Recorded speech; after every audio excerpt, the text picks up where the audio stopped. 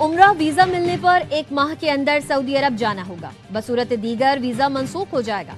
Saudi अरब ने उम्रे के वीजे की मुद्दत 3 माह से कम करके 1 माह कर दी। जाहिर के सऊदी अरब पहुंचने के बाद क़याम की मुद्दत में कोई तब्दीली नहीं की गई, जो बदस्तूर 3 माह ही रहेगी। नए ज़वाबित आइंदा हफ्ते से नाफिजुल अमल होंगे।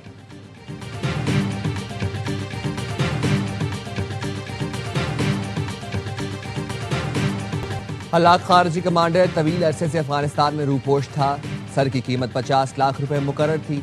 बलोचिस्तान में 2 मुख्तलिफ इंटेलिजेंस बेस्ड ऑपरेशन, भारत की प्रॉक्सी फितरल हिंदुस्तान के 18 दहशतगर्द जहन्नम वासिल। ISPR के मुताबिक 28 और 29 अक्टूबर को कोयटा के इलाके चिल्तन में 14 दहशतगर्द मारे गए। जिला केच के इलाके वलीदा में 4 दहशतगर्द हलाक। असलहा, गोला बारूद और धमाका खेज मवाद बरामद किया गया।